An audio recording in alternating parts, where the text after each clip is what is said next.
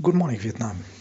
If the future is already existing and the past is still existing, both of them are communicating with us, communicating between brackets. The future would be communicating through retro causalities, crazy events which don't make a lot of sense, reflecting big changes in the future. Changing of timelines, another direction of this humanity going in another direction. So we receive this retrocausalities, synchronicities from the future. So from the past, we will receive the Mandela effect. Stuffs are changing in the past. The past is alive, still alive, and changing. So we receive this activity as a Mandela effect.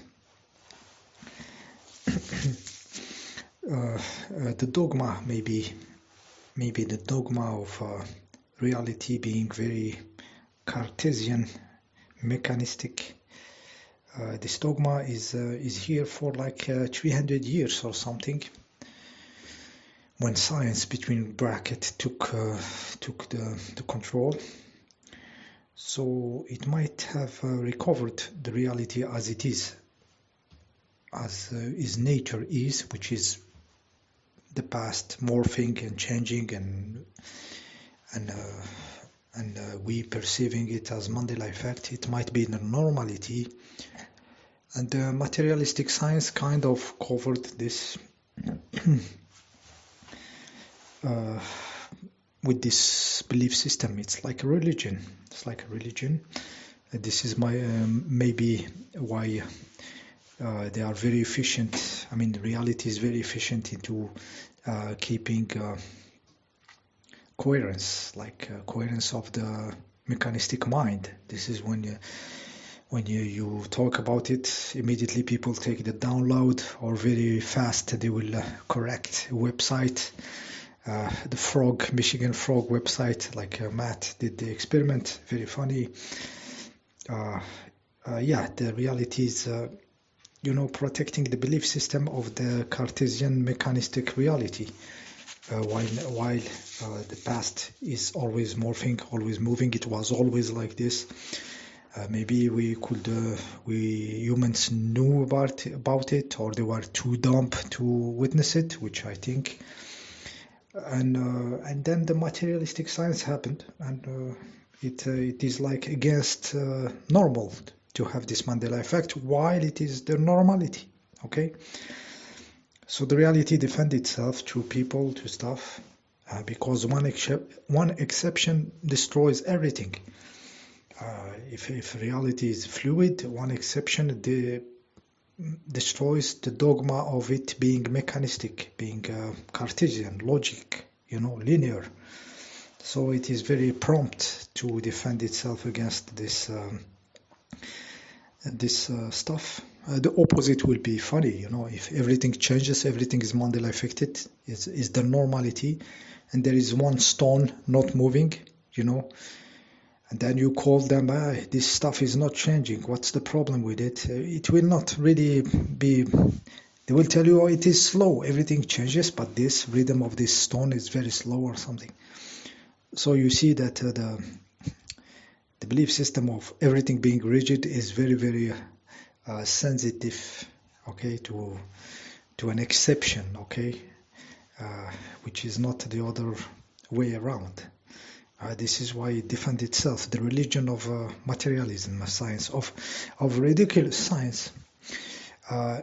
Interesting enough, we have the happening of the quantum physics, quantum science, which had introduced more sophisticated concepts of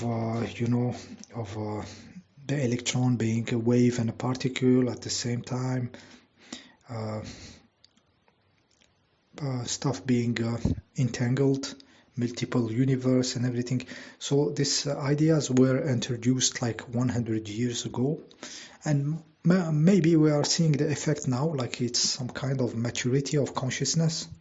or kind of a critical mass of consciousness, back to sanity between bracket, or kind of a buffer time, a karmic buffer between the materialistic rigidity and then the quantum physics more sophisticated way of view, which is now impacting us, and making us a little bit more open to what is really the reality. Okay. Yeah, second point I wanted to, since we can try to guess what is happening in the future when we have retrocausality, we can guess what's happening in the past. I mean, if the past is changing, morphing, what's happening to them? I was thinking about some Mandela effects, and thinking what's happening to them. For me, for example, in Star Wars, Chewbacca not having a medal after all this stuff. The two guys get a medal, but not the Chewbacca. I may link this to some racial problems. The black people in USA in the 70s. I mean, the 70s of the update, not ours.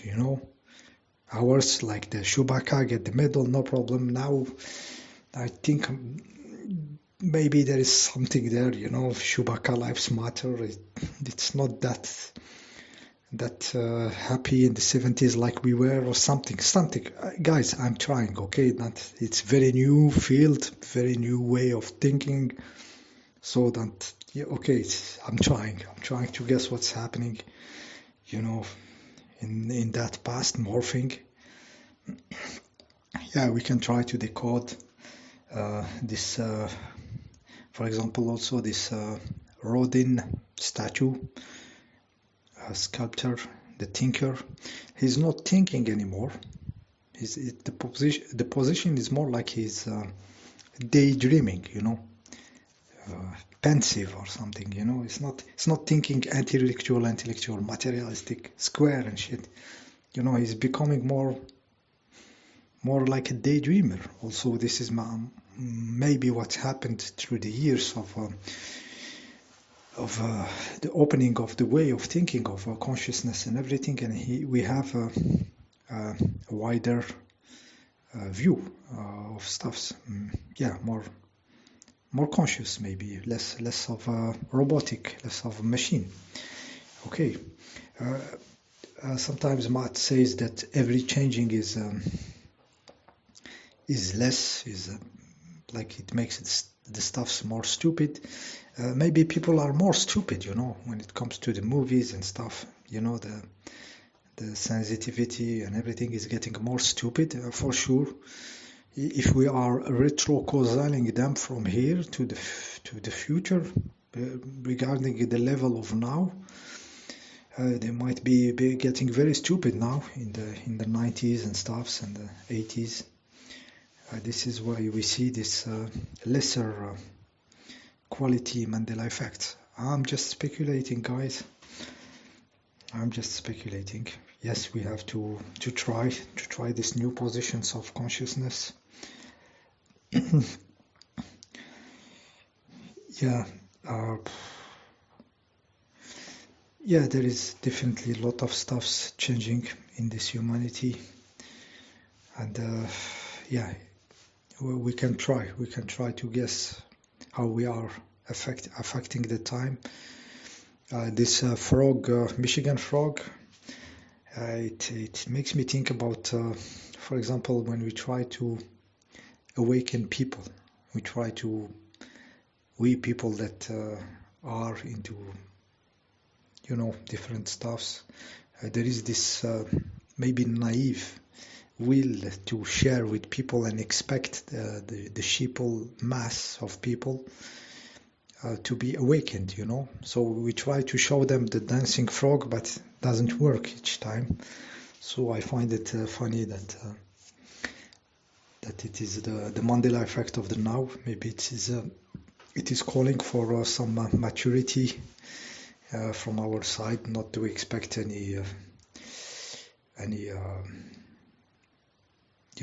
the numbers of people to get awake or something. I think it's childish a little bit to think it's the stuff that matters. Yet you will see a lot of people like in the, you know, now about all the situation, the diseases and all the bullshit things and everything, trying to awaken the people. It might be like a Michigan frog, you know, syndrome or something. So maybe we have to grow somewhere, and the Michigan frog is kind of a signal for us, you know. Just speculating, guys. Yeah. And if the past also is still existing, I'm trying to change my position of consciousness when my memories get back to the surface, like the consciousness is trying to live again a situation again, you know, and live them differently. It's like my power of now is trying to live situation back in the past where I was not mature, I was not that powerful. So I'm having maybe a little bit less of this reaction. Oh no, it's the past, it doesn't exist, stop going there, we have to be here and stuff.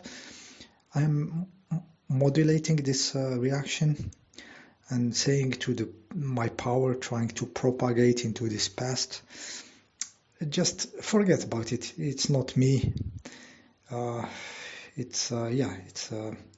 He's dead, you know.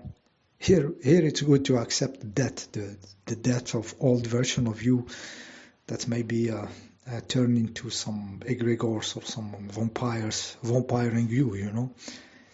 Multiple old version of you still alive, kept alive by you.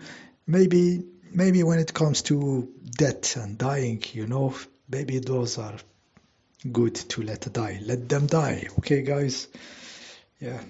Maybe this one is interesting. This death is interesting. Yeah, many structures we built, you know, and we keep carrying them with us. Maybe let them go. Okay. Yeah. So don't hesitate to try different position of consciousness toward this different structure of time, which is not like we have been told. You know, the information is still there, still morphing, you know, and like I said, we receive information in the form of retrocausalities, Mandela effect and stuff. So it's good to try wider positions of consciousness. Okay, that was the video. Nothing really special, just playing, you know, turning it in different angles to see what we can get out of it. Mandela effect. Okay, on the photo I put the Rodin, the thinker of Rodin, which is now like the daydreamer. Okay, see you in the next video.